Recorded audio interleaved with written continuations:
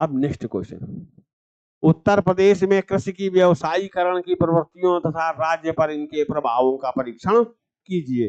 12 number. देखिए, ये 2 टुकड़े का सवाल मैं आपको बताया था। जब कहीं एक ही कृत सवाल पूछा जाए, ये 2 सवाल एक में जुड़े हुए, इसको एक ही कृत सवाल कहते हैं। तो एक इकाई जो बड़ी होगी इसकी, वो टोटल 12 नंबर का 60% वो होगी।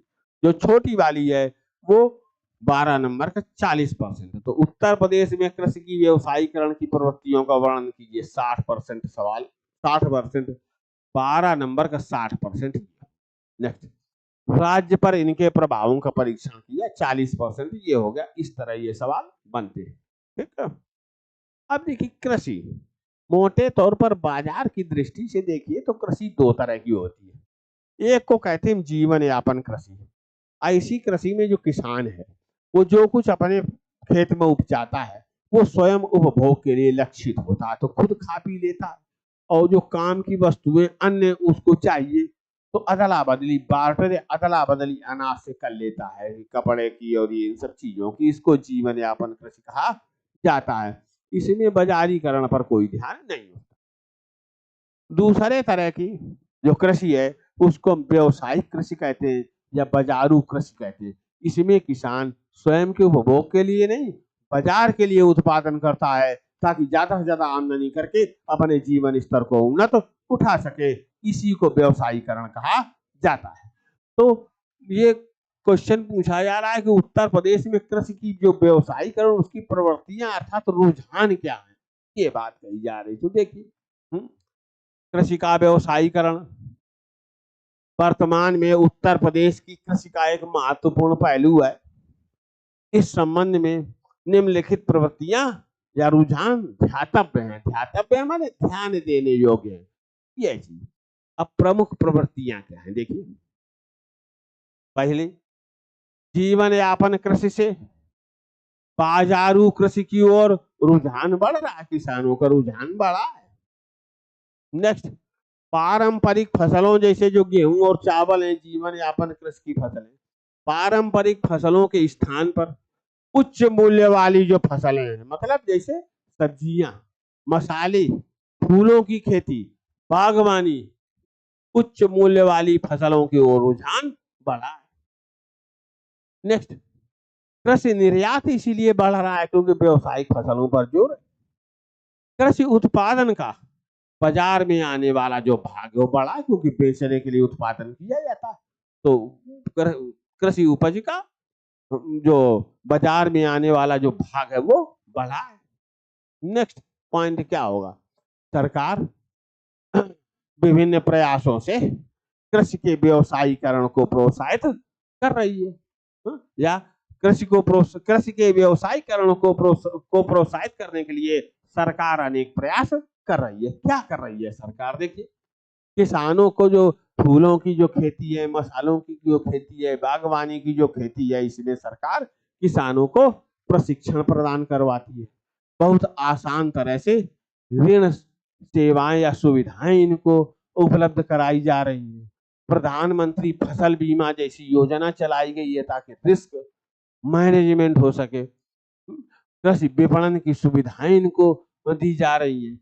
तो ये चीज है, सब्सिडी वगैरह इनको दी जा रही है। तो ये सरकारी प्रयास कृषि के व्यवसायीकरण की दिशा में किए जा रहे हैं। नेक्स्ट, कृषि उत्पादन में गैर खाद्य पदार्थों का भाग बढ़ा है।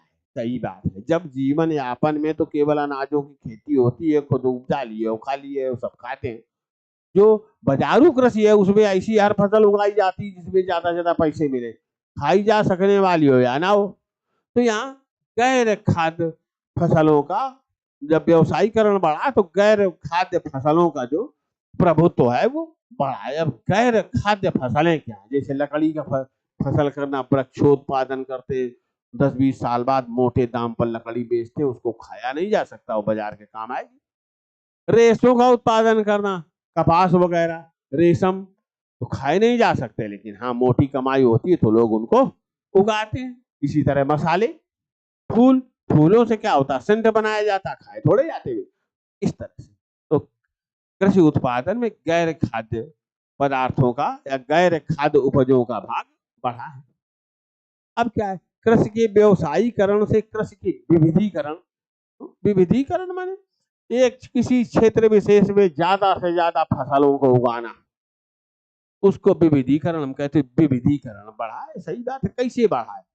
भारत के विभिन्न क्षेत्रों से लोगों को जो लगता है कि वे फसलें जिसपे ज्यादा इनकम होगी उनको ला के यहाँ टेस्ट कर रहे हैं, अपना लगा रहे हैं। यहाँ तक इजराइल से लेकर रूस से लेकर यूरोप तक से लोग फसलें मंगा मंगा के उस तरह के बीज उगा रहे हैं जो महंगी फसलें हैं, ज्यादा इनकम होती है। तरह तरह की फसलें यूपी में उगाई जा रही है, तो कृषि का विविधीकरण बढ़ा है। साथ ही साथ कृषि क्षेत्र में तकनीकों का उपयोग बढ़ा है। तो व्यवसायिक कृषि में मोटी कमाई होती है, लेकिन उसमें ढेर सारे झंझट भी होते हैं।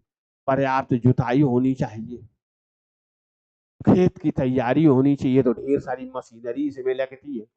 और फिर उसके बाद जो है पौध वगैरह है, तो उर्वरक से लेकर ढेर सारी सुविधाएं, और उसके साथ साथ ढेर सारे तरह की बीमारियां होती है महंगी फसलों की, तो कीटनाशी से लेकर ढेर सारी व्यवस्था करना और उस संबंध में आधारभूत संरचना को खड़ा करना। तो इस तरह कृषि क्षेत्र में तकनीकी का उपयोग बढ़ा। तो ये तो व्यवसायीकरण की प्रवृत्तियां हैं उत्तर प्रदेश में कृषि क्षेत्र के। तो अब हम लास्ट में इसका निष्कर्ष दे देंगे इस प्रकार।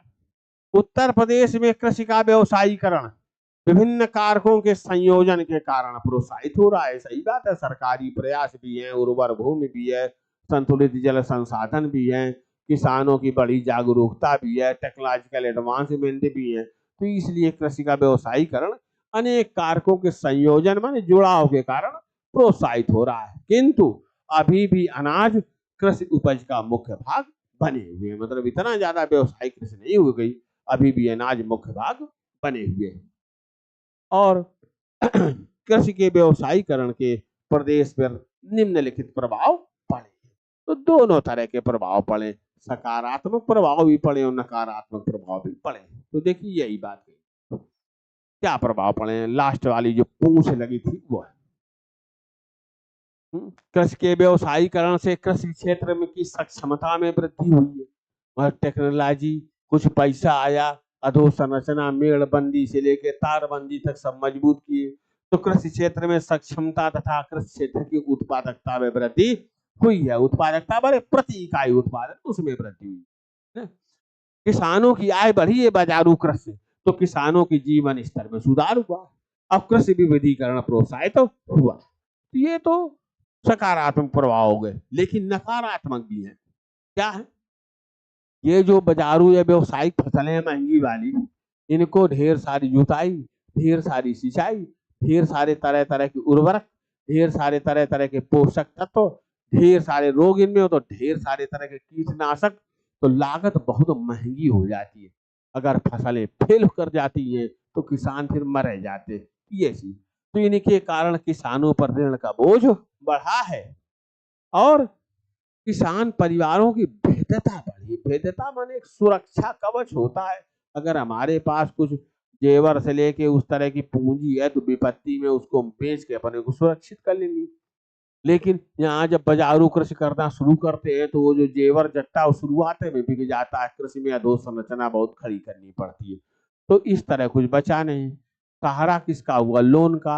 अब जब लोन ले लिए, अगर फसल फेल कर गई, तो या तो खेत बेच दें या आत्महत्या कर लें। तो इस तरह भेद्यता बने तो किसान परिवारों की दुर्दशा की जो स्थितियां हैं वो बढ़ी है। सीधी बात, छोटे किसानों का प्रतिस्थापन हुआ। जो छोटे किसान है बेचारे इतना रिस्क लेने में सक्षम नहीं है, तो ऋण जाल में फंस गए बाजारू कृषि करके, और उसके बाद फसल फेल कर गई तो खेत बेच दिए और किसान से कृषि मजदूर बन गए। तो इस तरह किसानी से बाहर हो गए, तो छोटे किसानों का प्रतिस्थापन हुआ है। और पर्यावरण का निम्नीकरण हो रहा है, पर्यावरण का क्षरण हो रहा है, क्योंकि ढेर सारे तरह के कीटनाशक उर्वरकों का उपयोग फिर पानी में हवा में जाते हैं, जिससे प्रदूषण बढ़ता है। तो ये चीज है। अब लास्ट में निष्कर्ष दे देंगे हम संयुक्त। इस प्रकार उत्तर प्रदेश में कृषि के व्यवसायीकरण के परिणाम मिश्रित हैं, जिनके सकारात्मक व नकारात्मक दोनों प्रकार के आयाम। ये चीज इस तरह से हम कर देंगे।